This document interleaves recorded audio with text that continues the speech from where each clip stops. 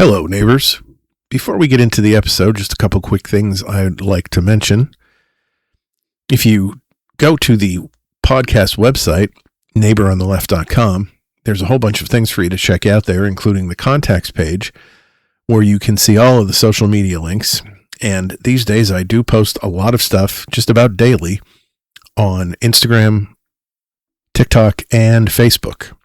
A lot of interesting stuff there. If you stop by, please like, share, and follow if you would.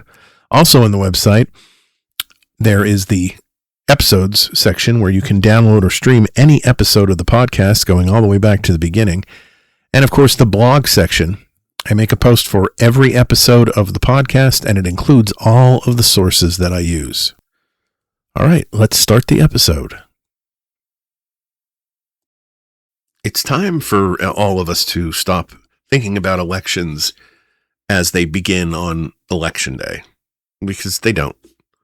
By the time you walk into that polling place or tap that screen, fill in that little oval, drop off your envelope in the mail, whatever, another part of the election has already been underway for a long time. And I'm not really talking about campaigning. I'm talking about an election over whether you're going to trust what happens next time, an election over which results will be treated as legitimate, an election over whether losing will be accepted as losing or repackaged as proof of that someone cheated. Now, this past Thursday night from the East Room of the White House, President Trump took the stage in that election that I'm talking about, the election before the election. He talked about China. He talked about non-citizens on voter rolls. He talked about voting machines. He talked about mail-in ballots. He talked about government officials supposedly hiding the truth about the 2020 election. And he called for investigations and prosecutions and sweeping new federal election rules. But despite all of the promises of bombshell evidence, he didn't provide evidence that China had changed American votes, that foreign hackers had altered the results of 2020, or that some vast army of non-citizens secretly voted him out of office. He described vulnerabilities and suspicions, database matches, and possible threats. Then he talked about them as though they added up to a stolen election. And they do not. But that really may not have been the most important part of the speech, because Trump was speaking, of course, in July of 2026, not November of 2020. Less than 4 months before a midterm election that could cost Republicans the House, the Senate, or both. So why is he talking about the 2020 election now? Why take 24 minutes of primetime presidential attention and spend it reopening an election that he lost almost 6 years ago? Why stand in the White House surrounded by senior administration officials and tell the country that its voting systems are vulnerable, its voter rolls are corrupted, its election officials may be concealing wrongdoing, and the next election needs federal intervention? Maybe this was simply Trump returning to the grievance he has just never been able to release. But maybe it was also something more. Maybe Thursday night was not really about explaining the last election. Maybe it was about preparing us for the next one. Because the election before the election is already happening. Not over who gets the most votes, over who gets to decide before those votes are even cast whether the results will be believed.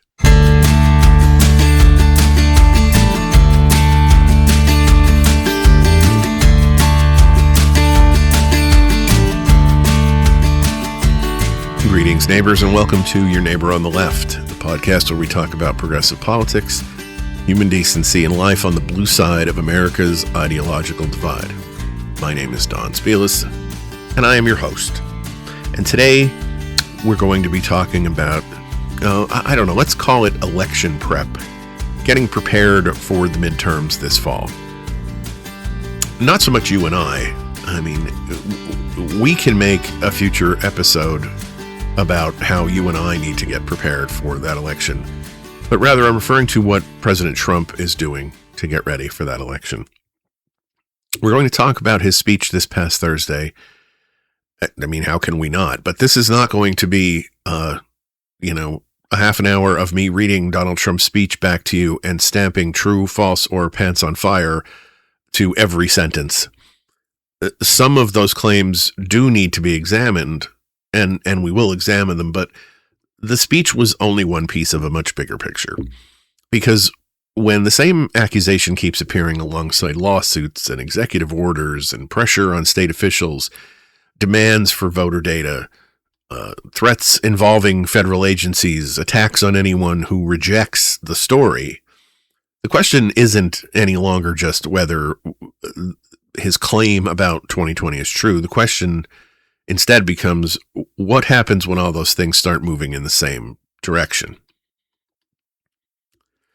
So let's start with what Donald Trump actually did Thursday night. He did not simply complain about losing the 2020 election. That would have been familiar enough. He's been doing that for nearly 6 years. Instead, he took several different subjects: China, non-citizen voting, voter registration records, voting machines, mail ballots, election officials, the Save America Act, federal authority over elections. And he bundled them together into one story. A story in which the American election system is deeply compromised. Powerful people know that it is, and only Donald Trump is willing to expose it. And, his framing matters because each of those subjects is complicated. Each one has its own facts and fallacies, its own laws, its own safeguards, its own legitimate questions. But when you stack them together quickly enough, they begin to create an emotional conclusion before anyone has time to examine the evidence. And trust me, I've been on social media since Thursday. The emotional reaction is just off the hinges. But yeah, China interferes in American politics. Therefore, China changed votes. Some non-citizens appear in government databases. Therefore, millions of non-citizens are voting. Voter rolls contain outdated registrations. Therefore, maybe those registrations are being used to cast fraudulent ballots. Voting machines are connected to technology. Therefore, maybe somebody can secretly rewrite an election. That is how the argument works. Not by providing or proving the final accusation, by piling up enough suspicion that the accusation begins to feel plausible. And if you already believe the election was stolen, as many people do, every new allegation starts looking like another missing piece of the puzzle, even when the pieces don't actually fit together. But here's the question I can't get past. Why do you think he is telling this story right now? Why devote major White House press time, an address in July of 2026 to the grievances of November 2020? I mean, he's already president. He got his political comeback. Republicans control all of Congress. The people he accused of stealing power from him are no longer running the federal government. So why return to this? Why revive these claims less than 4 months before a midterm election? And maybe the simplest answer is that Trump remains personally obsessed with 2020. And I mean, we can't seriously rule that out, right? His inability to accept that loss has shaped his politics and his legal arguments and his loyalty tests and his entire relationship with the Republican Party. I mean, look at some of the congressional hearings on any subject that we've seen from the last year and a half.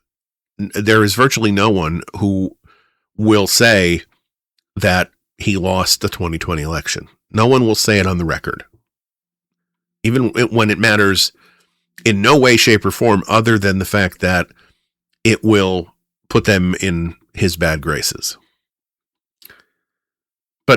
But we have to look at the political calendar in relation to this past Thursday, because November is coming and a Democratic victory in either chamber of Congress would change the environment around the Trump administration virtually overnight. A Democratic House could mean committee investigations, subpoenas and public hearings and requests for documents, administration officials called to testify under oath. A Democratic Senate could mean stalled nominations, hostile committee leadership, and intensified investigations. If Democrats take both chambers, Trump would no longer be operating with a Congress primarily interested in protecting him or praising him. He would be facing one interested in examining him. Now, I can't climb inside Donald Trump's head. I mean, it's not as hard as it is with some people, but I'm still not going to be able to claim to do that. I can't prove that Thursday's speech was driven by fear of losing Congress, and I'm not going to present that as fact, but I can ask what the behavior looks like. What would a president worried, terrified of losing Congress sound like? Would he emphasize the issues voters care about most? Housing, healthcare, wages, prices. Would he explain that his party intends to accomplish things if voters keep Republicans in power? Or would he begin preparing his supporters to believe that a Republican loss isn't legitimate? Would he talk about policies or would he talk about fraud? Would he build confidence in the coming election or would he begin placing question marks around it? Because once people are convinced that the system is corrupt, the result no longer has to be examined on its own merits. Republican victory becomes proof the system worked, and a Democratic victory becomes proof the system failed. That is a very convenient arrangement, and it is one that Donald Trump has used before. Before the 2016 election, he warned that the contest could be rigged. He won, and then the election was accepted, and he, cheered. Before the 2020 election, he repeatedly attacked mail-in voting and warned of massive fraud, and then he lost, and the election became a national conspiracy. That history does not prove what he will do in 2026, but it does tell us that his concern about election integrity has an interesting habit of intensifying when defeat becomes possible. And Thursday night, defeat became the unspoken character standing in the room. The possibility that Republicans could lose the House and that they could lose the Senate, the possibility that Trump could spend the final 2 years of his presidency answering questions that, let's face it, he would much rather avoid. So no, I don't think that Thursday was about the 2020 election. I think the 2020 election was an evidence exhibit. The familiar grievance, the old wound reopened for a new political purpose, because the story Trump told on Thursday night was not merely that the last election was corrupted. It was that the system remains corrupted now. And if enough Americans accept that premise before November, they may already know what they believe about the result before the result even exists. And the speech did not happen in isolation. So let's slow this down a little bit, because Trump covered a lot of ground on Thursday night. And if you heard the speech without knowing the background, some of it probably sounded alarming. China obtained information about American voters. Government databases appear to show non-citizens on voter rolls. Voting machines may have vulnerabilities. Election records contain mistakes. Fraud occasionally happens. Every one of those statements contains a nugget of truth. But here's the problem. The true statement can still be used to lead you down a false road. And this is what I want to examine. So for the next few minutes, I want to speak directly to any Trump supporters who I may have the privilege of talking to at this point.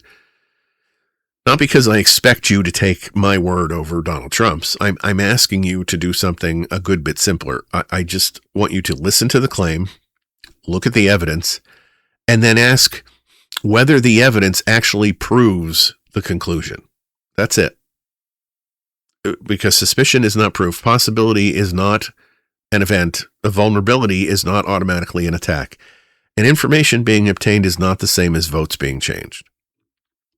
So let's begin with China. Trump said China carried out what he described as the largest compromise of election data in history, obtaining information connected to roughly 220 million American voters.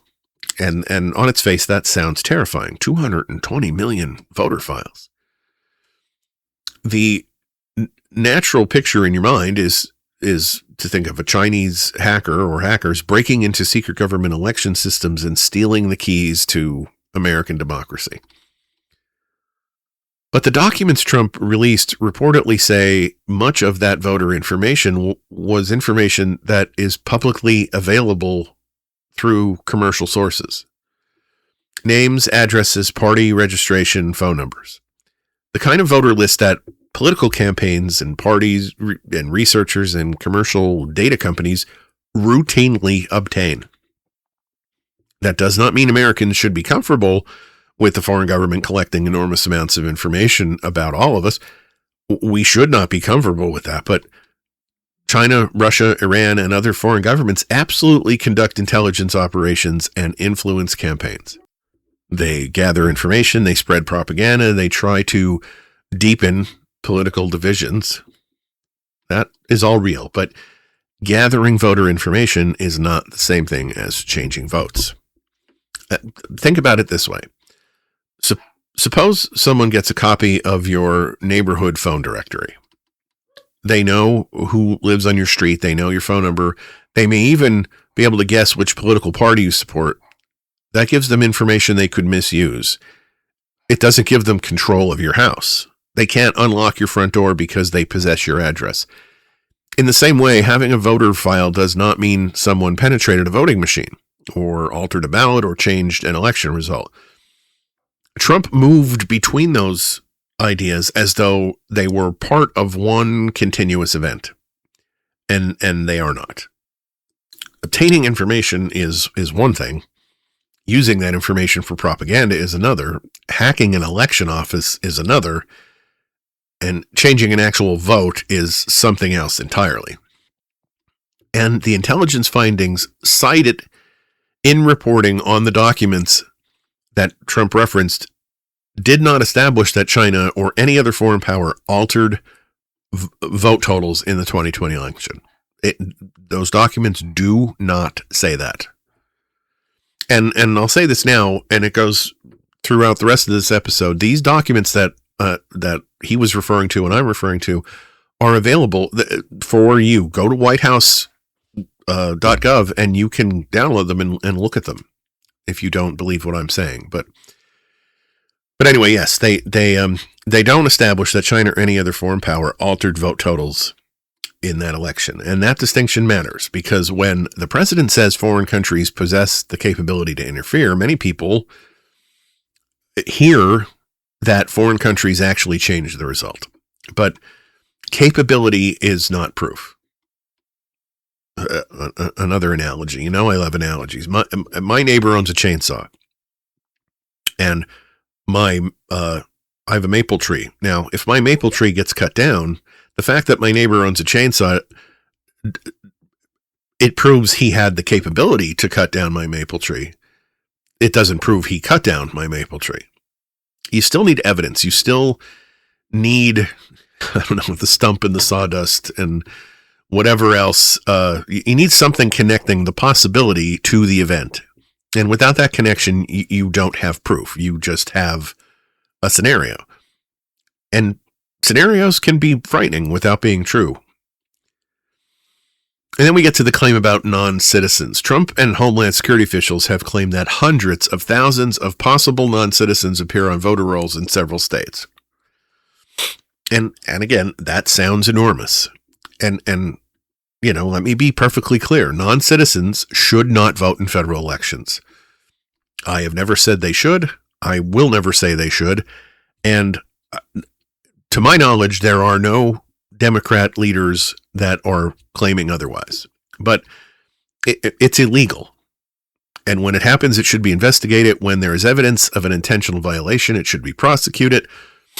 That is not controversial as far as I'm concerned. But a government computer flagging someone as a possible non-citizen does not prove that person is currently a non-citizen.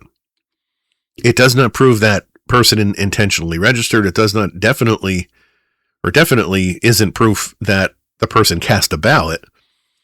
Government databases are not magical tablets handed down from the heavens. Believe me on this. I spent a lot of years interacting with government databases, and they leave tremendous amounts to be desired. They contain mistakes. They contain outdated information. They contain misspelled names and old addresses and duplicate records and incomplete records and records that were accurate a few years ago but are no longer accurate today. Imagine you became an American citizen in 2023.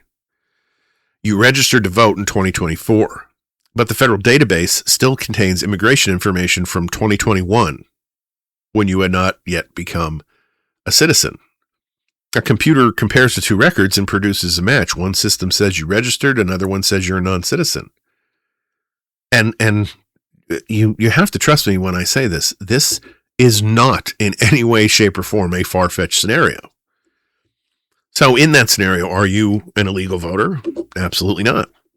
You are an American citizen whose paperwork is moving through government at roughly the speed of cold syrup. Or imagine two people share the same name and birth date. The database connects the wrong records, and that happens.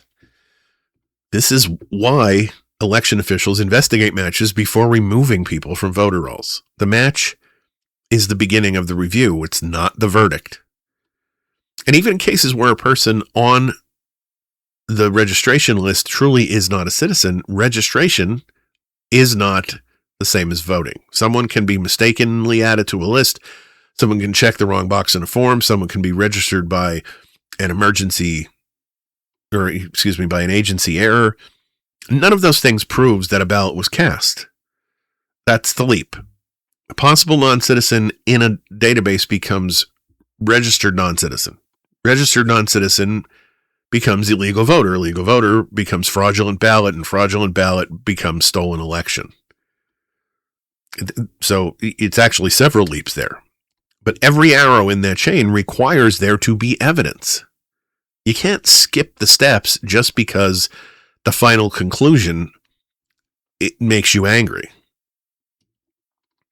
Experts reviewing the administration's figures have warned that database errors, outdated citizenship records, mistaken identities, and failure to distinguish registration from actual voting can dramatically inflate an apparent number.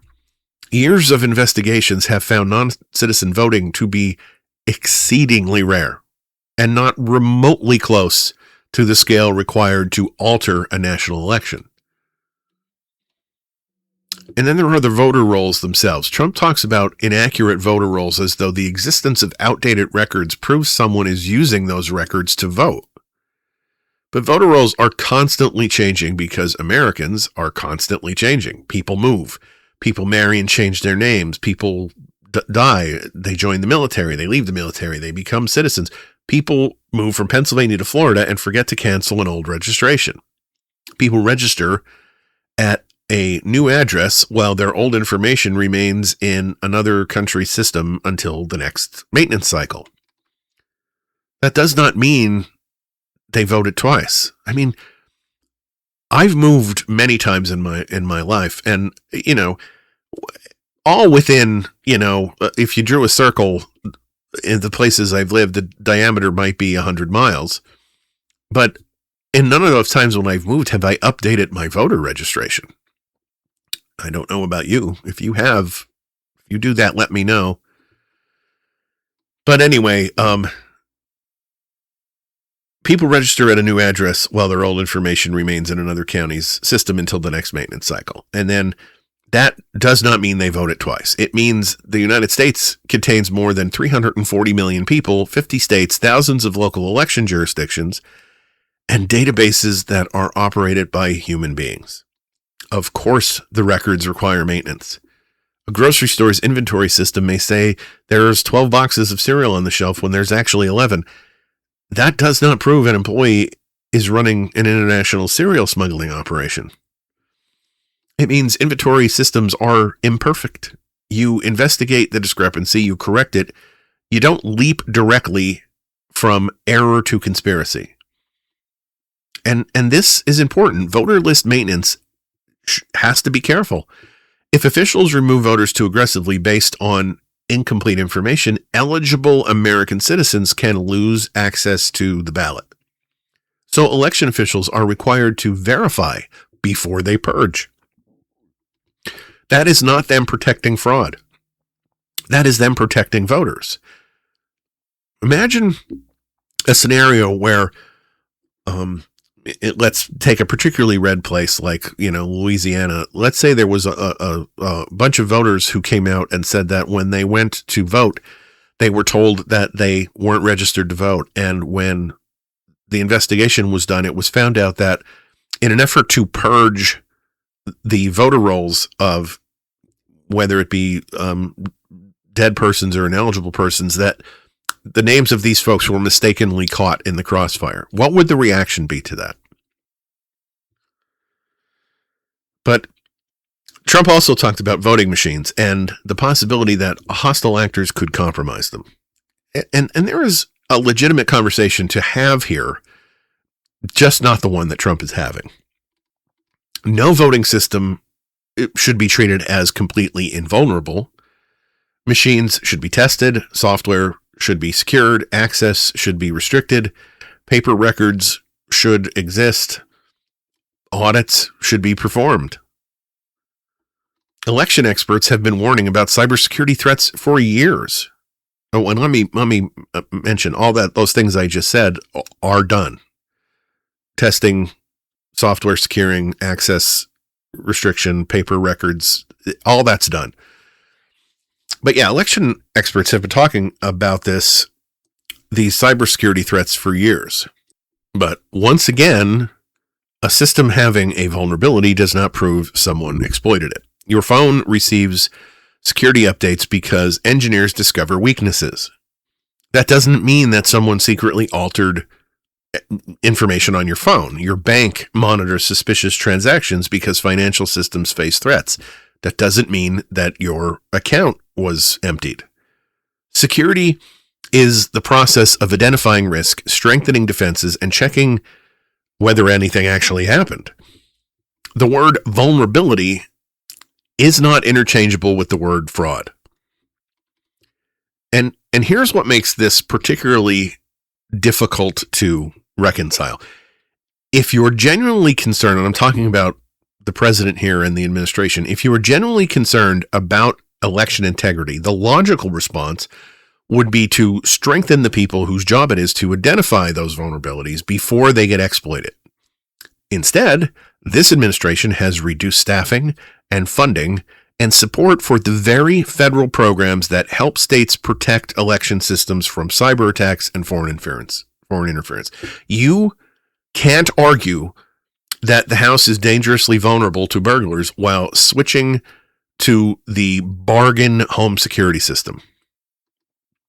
According to reporting on Trump's speech and the documents released with it, the administration did not present evidence that voting machines were compromised or that foreign actors actually changed American votes in 2020. The claims centered on what systems might theoretically be capable of, not evidence that those theoretical possibilities occurred. Finally, there's election fraud itself. Now, does election fraud happen? Sure. Some people occasionally vote when they're not eligible. People occasionally cast more than one ballot. Campaign workers have mishandled ballots. Election officials have broken the law and have gone to jail. In fact, even the Conservative Heritage Foundation, which has spent years documenting voter fraud cases, maintains a database of more than 1,600 proven cases from across the country. And that's important because it tells us two things at once. First, voter fraud is real. Second, it is so incredibly rare that after decades of elections in which billions and billions of votes have been cast, the foundation is able to point to about 1,600 proven cases, not millions. Every one of those cases should be investigated.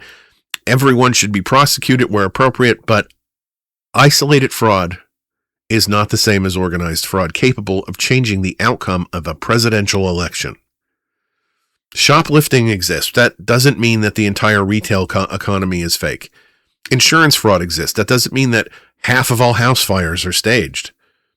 A handful of illegal ballots in an election involving more than 150 million voters is a crime. It's not evidence that the losing candidate secretly won.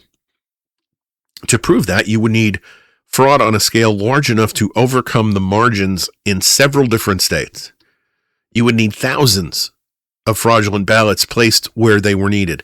You would need people coordinating across counties and states. You would need those ballots to survive signature checks, registration checks, recounts, audits, litigation, and review by officials from both parties. All of these things were done for 2020, and they showed nothing that made those cases valid.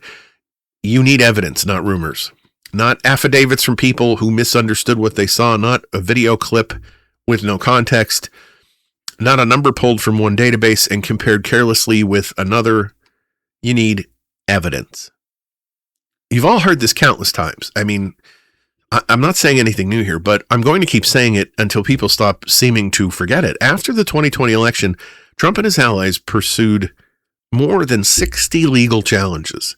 Those cases did not uncover fraud, at least not fraud capable of changing or coming close to changing the result. Republican officials, Democratic officials, judges appointed by both parties, election administrators, recounts, and audits, all of those things came up empty as far as producing evidence that of this stolen election that Trump continues to describe.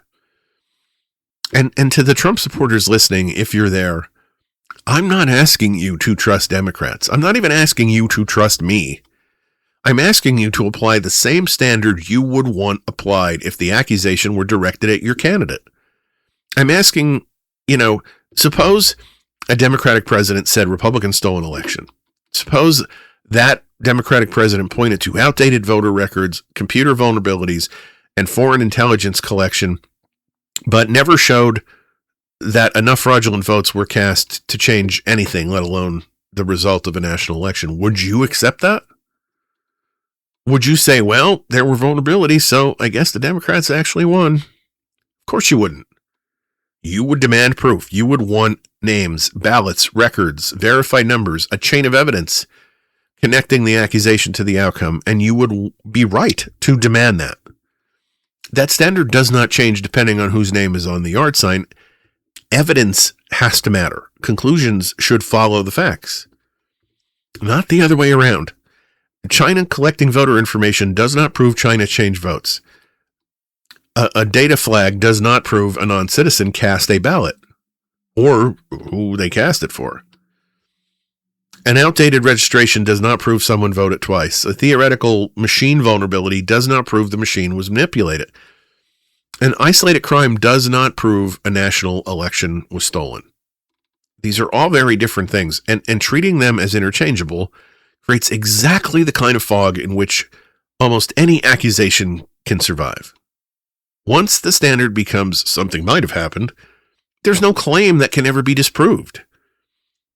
Maybe the machines were hacked. Maybe the ballots were fake. Maybe the databases were altered. Maybe the judges were involved. Maybe the audits were corrupt. Maybe everyone who failed to find the conspiracy was part of the conspiracy. That's not an investigation. That's a belief system designed to protect itself from evidence. So if the claim in Thursday's speech, if the claims in Thursday's speech do not prove what Donald Trump says they prove, why present them that way? Why collapse the difference between danger and damage, between registration and voting and suspicion and proof? Because even when the facts fail to establish a stolen election, they can still be used to manufacture doubt. And manufacturing doubt may be politically useful when Congress can no longer deliver the changes that you want. Which, of course, brings us to the SAVE Act. And I'm going to try to be careful here because there is a lot of confusion surrounding this bill. And I've talked about it many times. You can go back and listen to some of the other episodes where I talked about it if you want more information on it. But I'm talking about its viability right now, not its specific contents. You may have heard people say it's dead. Well, I mean, that's not actually true. You may have heard people say it's definitely going to become law, and that's certainly not true either. As of today, it remains legislation until Congress acts one way or another. So it's still technically alive. But here's the part that gets left out. Several Republican lawmakers have acknowledged something that has nothing to do with whether they support the bill. And that's time, or more accurately, the lack of it. Think about what the SAVE Act would actually require. States would need to change voter registration procedures. Election officials would need new guidance. Employees would need training. Forms would have to be created. Computer systems would have to be updated. Policies would have to be decided upon and clarified. Local election offices across 50 states would have to understand exactly how to implement the new requirements. And all of that would have to happen before Americans begin voting in just about 3 months. Elections aren't smartphone apps. You can't click update on Tuesday and expect millions of people to use the new version on Wednesday. They are enormous logistical operations involving thousands of counties and cities and townships and volunteers and poll workers, election judges, mail systems, databases, security procedures, training programs, and legal deadlines.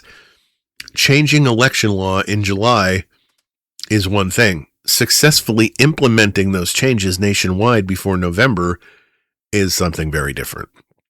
That's why even Republicans who favor the legislation have reportedly acknowledged, at least some of them, that there is simply not enough runway left to land this plane, at least before the election.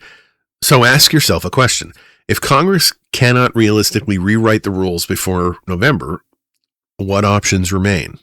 I mean, as in what options remain for Trump? This is where the conversation becomes much more interesting, because if the legitimate path narrows, attention naturally shifts elsewhere. Executive authority, federal agencies, litigation, administrative action, pressure. Now, before anyone hears that word, immediately pictures black helicopters landing outside county election offices, that's not what I'm talking about. Government agencies interact with elections all the time. The Department of Justice investigates election crimes.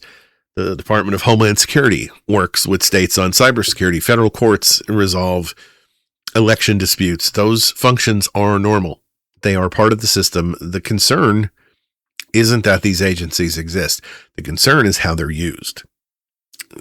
Think of it like a football game. The referees belong in the field. Nobody argues that. But if one coach spends the entire game leaning over the sideline, screaming at the officials, questioning every call, demanding investigations, and insisting the referees are corrupt unless his team wins, you pay attention to that. Not because the referee shouldn't exist, not because what the coach is yelling is right, but because somebody appears to be trying to influence how they're perceived. That is an important distinction. Over the past several months, we've seen increasing efforts by the administration to involve federal agencies more directly in election-related issues. The Department of Homeland Security has pressed states regarding voter registration information and citizenship verification.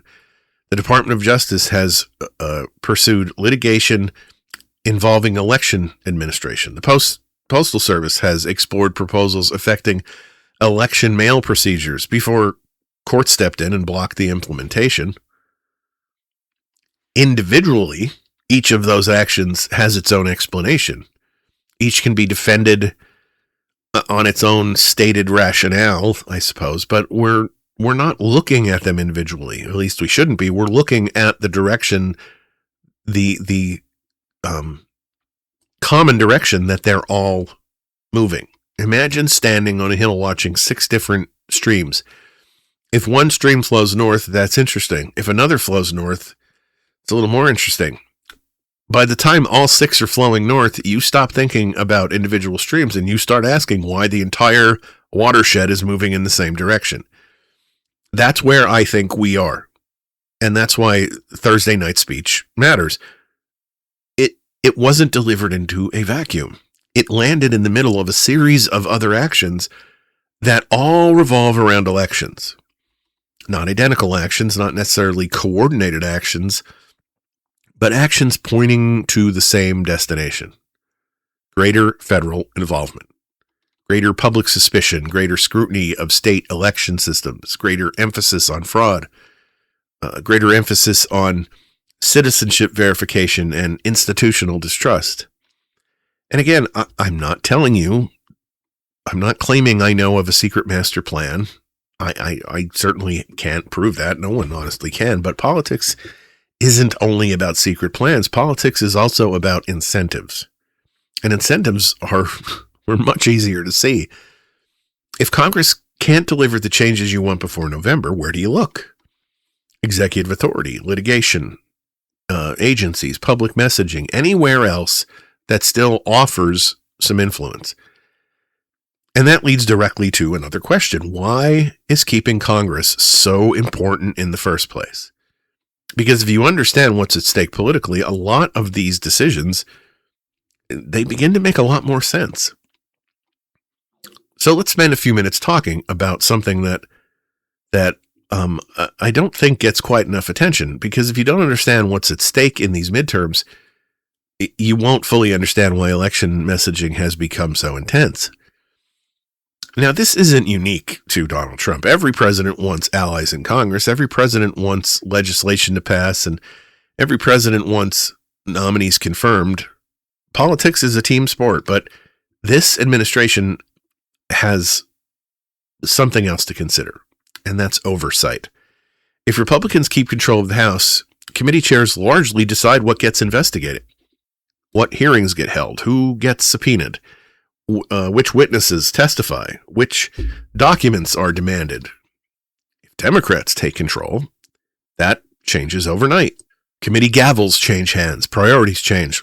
Investigations that never happened suddenly become very real. Subpoenas become possible. Administration officials can be called to testify. Cabinet secretaries, agency heads, senior advisors. People who have spent 2 years operating with relatively friendly oversight could suddenly find themselves answering hostile questions under oath. Now, look at the Senate. Most people think of the Senate as the place where bills go to die. And sometimes, that's true. But the Senate also confirms judges and cabinet officials and ambassadors and military promotions, agency leadership. A Senate controlled by the president's party can make those confirmations much smoother. A Senate controlled by the opposition can slow the process dramatically. Committee chairs determine hearing schedules. Nominees receive far more scrutiny. Investigations gain momentum. Again, none of that is unusual. It's how our constitutional system is supposed to work. The framers didn't design Congress to be a cheering section for the president. They designed it to be a check on the president. It makes me hope that there's some congressmen listening to this. Whether the president is named Washington, Lincoln, Roosevelt, Reagan, Obama, Biden, or Trump, it doesn't matter. Congress is supposed to ask uncomfortable questions. Sometimes the answers are reassuring. Sometimes they're not. But asking the question is the point. Now put yourself in Donald Trump's position. Not emotionally, but strategically. Suppose you know there's a realistic chance Democrats take one or both chambers. Suppose you know that means investigations and hearings and document requests and witness testimony and aggressive oversight. Suppose you also know that the easiest way to weaken those investigations is to convince millions of Americans that the people conducting them were elected through a corrupt process. Now, notice something important. You don't have to prove that the election was stolen. You don't even have to convince everyone. You simply have to convince enough people that every future investigation begins under a cloud. Think about how often we hear this phrase now, illegitimate. It gets applied to judges and prosecutors and journalists and investigators and elections. And that is one of those words where when it enters the conversation, the substance of the criticism often becomes secondary because now the institution itself is on trial. Imagine your neighbor tells you a restaurant gave him food poisoning. You probably still eat there someday. Now imagine your neighbor says the restaurant routinely serves contaminated food and pays off health inspectors and falsifies inspection reports and bribes everyone who complains. Well, now that's a different story. Even if you never verify any of it, your confidence has changed. That's what repeated attacks on institutional legitimacy do. They don't necessarily prove anything. They create an atmosphere where corruption feels like the default. And once people accept that, every future event gets filtered through it. If a court rules against your preferred candidate, the judge must be corrupt. If an election doesn't go your way, system must be rigged. Congressional committee starts an investigation. Committee itself is illegitimate because the election that created it was fraudulent. And this is the entire purpose behind the phrase deep state, because the phrase deep state takes it a level farther. It gives this smoky, not clear or identifiable master behind the scenes, this group of nefarious phantoms that are orchestrating all this. So you don't even have to point at somebody and say, he's the one or she's the one. You just have to say, oh, the deep state. And you can see how powerful that becomes. You no longer have to answer the investigation. You attack the foundation beneath it. And you know, I can't tell you that this is Trump's strategy. He hasn't told me that, of course. I don't know what's inside his head, but I can tell you this. If I were looking for observable political incentives, they're right there. A Democratic Congress creates problems for any president, or and at least any, Republican president. For Donald Trump, those whose presidency is already, it generated multiple investigations and legal battles and ethics controversies, constitutional disputes. Those incentives are even more obvious. Now, it doesn't prove intent, but it does explain why election legitimacy might become such an important political issue months before Americans cast their ballots. If the referee might someday blow the whistle on your team, one strategy is to convince the fans that the referee was crooked before the game even started. And that brings us to what I think is the most important part of this entire episode, because none of this is really about that one speech on Thursday or one lawsuit or one executive order. It's about what happens when institution after institution starts being pulled into the same story. This, more than anything else, is why I wanted to do this episode, because if all we did tonight was fact check that speech that Donald Trump gave on Thursday, I think we'd missed a bigger story. The bigger story isn't any single claim, it's the pattern, and the patterns matter. Imagine you wake up one morning and notice a crack in your basement wall. One crack doesn't necessarily mean your foundation is failing. Concrete settles, houses shift, things happen. Now imagine the next day you notice one of your windows won't close. A week later, another crack appears. Then your front door is sticking and your kitchen floor begins to slope.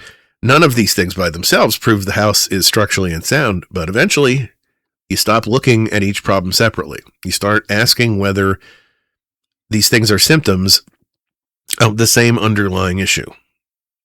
And that's where I think we are right now with our democratic institutions. So we'll start with election officials. For decades, county election administrators were some of the least known public servants in America. Nobody knew their names. Nobody cared. They ordered ballots. They recruited poll workers. They counted votes. They certified results. And most Americans couldn't have named a single county election director if their life depended on it. Today, however, some require security escorts. They have resigned after receiving death threats. Some have had armed protesters outside their homes. Some have been publicly accused of participating in criminal conspiracies simply because they certified results that matched the vote count. I mean, think about that. We're asking ordinary public servants to administer elections while wondering whether they'll need police protection afterwards.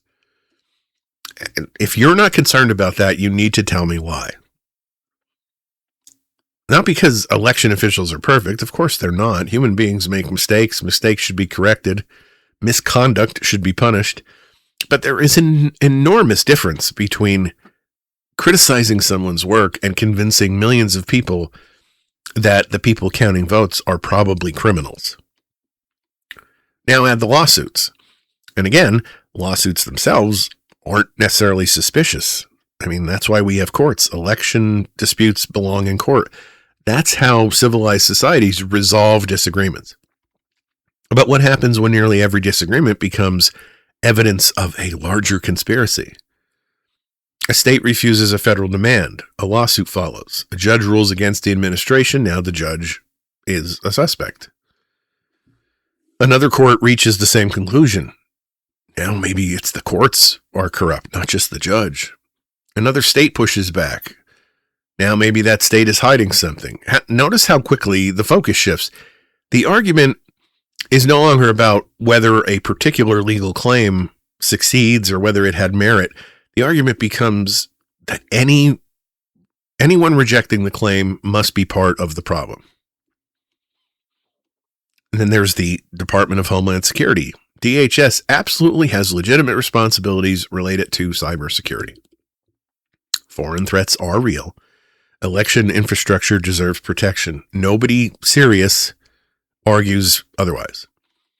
But when DHS increasingly becomes associated with, in the public mind, with citizenship verification disputes, demands for voter information, and election-related pressure on states, the conversation changes.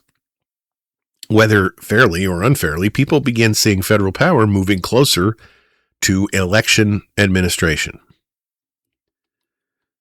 And then the Postal Service, and I want to be precise here, there has been a lot of misinformation about this issue online.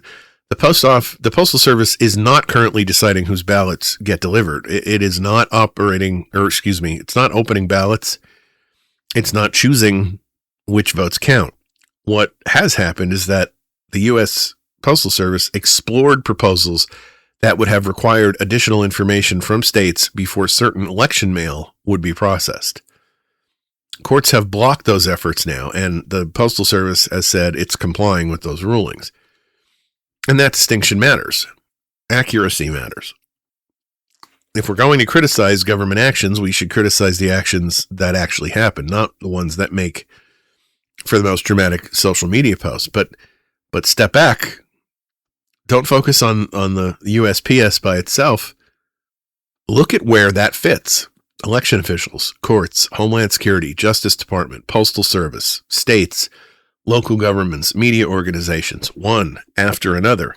Institutions connected to elections becoming subjects of public suspicion. Now layer something else on top of it, the press. How many times have we heard that the media can't be trusted, that journalists are the enemy, that fact checkers are biased, that reporting which contradicts the administration is automatically fake? And again, criticizing the press is perfectly legitimate. The First Amendment protects that. The media makes mistakes, sometimes serious ones, sometimes embarrassing ones, and criticism of the media is healthy. But if the public is encouraged to distrust election officials and judges and prosecutors and journalists and career civil servants and universities and intelligence agencies and anyone else capable of independently evaluating government claims, then where does that leave us? Who's left? Eventually, the only trustworthy source becomes the political leader himself. And history teaches that democracies become fragile when citizens are encouraged to believe that every independent institution is lying except the person who's asking for more power. Now, I'm not saying we're exactly there. What I'm saying is that's why independent institutions matter, because they provide multiple points of verification. Think about buying a house. Would you rely on only the seller's opinion of the roof? Of course not. If you had doubts, you'd hire an inspector, maybe an engineer, maybe a second inspector if something looks questionable. You don't distrust the seller because you got a second opinion. You understand that important decisions deserve independent verification. Democracy works the same way. Observers verify, audits verify, courts verify, journalists investigate, researchers analyze. Each institution has flaws. Each can make mistakes. But together, they create a system where extraordinary claims are supposed to be tested instead of just simply believed. That's why I keep returning to the pattern. Attack one institution, pressure another, question another, replace another, until confidence itself is all but gone. Maybe every individual action has its own explanation. Maybe every lawsuit was filed in good faith. Maybe every executive action was legally justified. Maybe every criticism of the media reflected some genuine disagreement. And those possibilities exist, but eventually you have to ask a different question. Not whether each tree is healthy, but whether you're looking at a forest. Because together, these actions begin telling one very consistent story. A story in which Americans are encouraged to believe that almost every institution involved in elections deserves less trust than the politician who's making the accusations. And once that belief takes hold, the next election becomes much more than about counting votes. It becomes about deciding in advance which institutions you'll believe when those votes are counted. And that is the election before the election. So let's bring this all together. Because democracy doesn't survive on accurate vote totals alone. Votes can be counted correctly. Machines can work. Paper trails can match. Audits can confirm. Courts can review. And the country can still be in danger if millions of people have already decided that any outcome they dislike will be fraudulent. That is the election before the election. It is the contest over what Americans will believe when the real election ends. And I want to walk you through a hypothetical. A hypothetical. I'm not saying it's a prediction. I'm not saying it will happen. I'm not claiming that Trump has secretly approved this sequence of events. I'm asking you to consider how the pieces we have discussed could interact if November produces a close and politically inconvenient result. Imagine Democrats narrowly win the House. Maybe control comes down to 4 or 5 districts.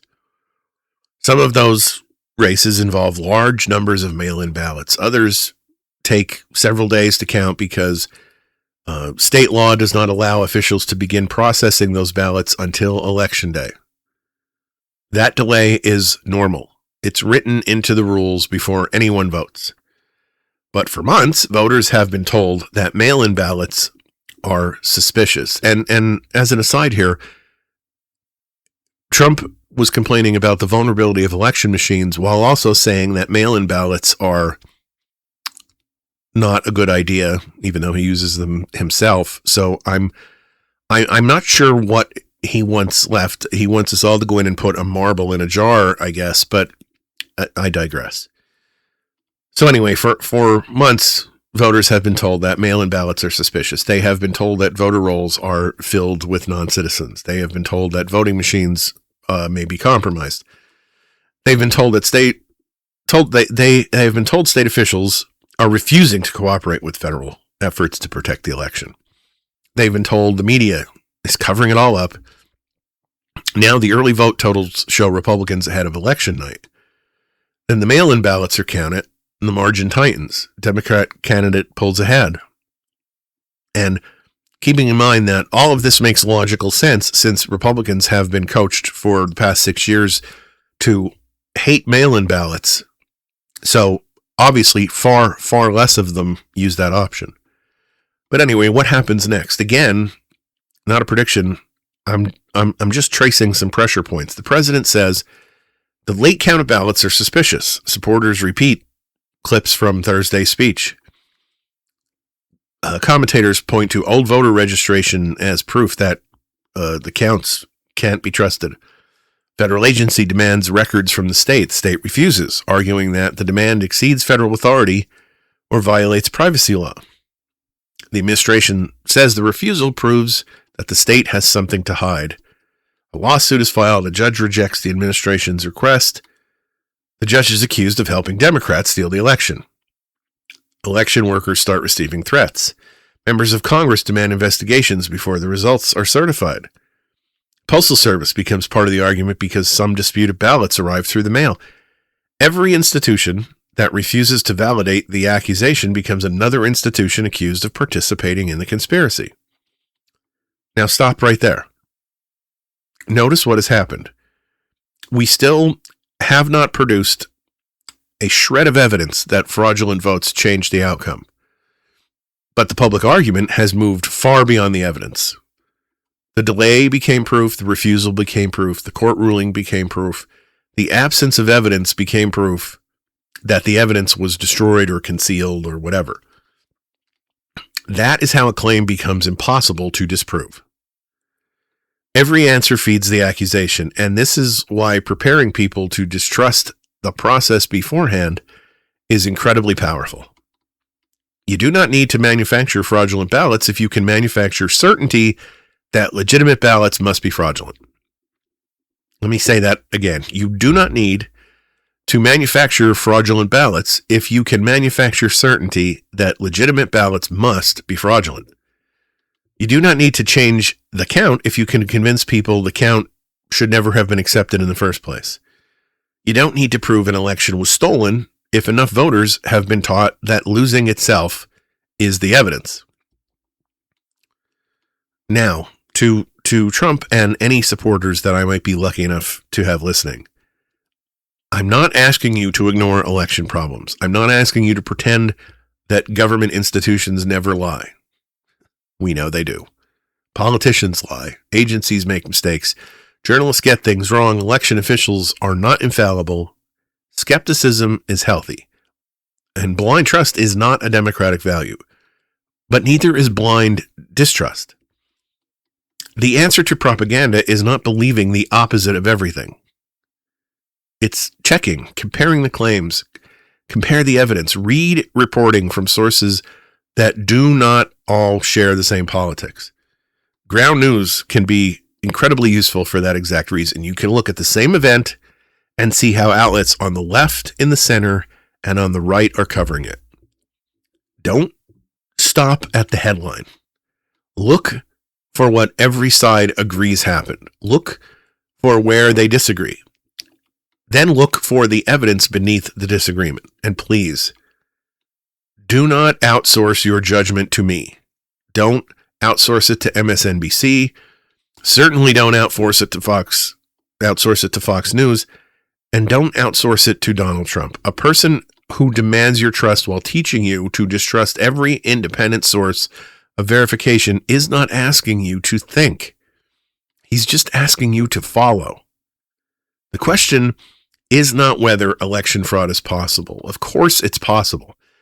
The question is whether the evidence proves it happened and at a scale capable of changing a result.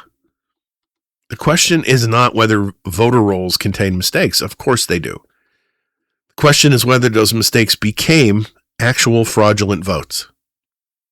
The question isn't whether foreign governments want to influence us. Of course they do. The question is whether they changed the ballots that we cast. Suspicion and proof are not the same. Possibility and probability are not the same. An isolated problem and a failed election are not the same. Those distinctions may not fit neatly onto a campaign sign, but democracy depends on them. Because once every defeat becomes fraud, every victory becomes temporary, and every future election becomes just another chance for the country to fall apart. So let's close up here by going back to where we started. Everyone thinks elections begin on election day, and they don't. By the time the polls open, millions of Americans have already voted with something else, their confidence, or their doubt, or their trust, or their suspicion. And once those things are cast, they're a lot harder to recount.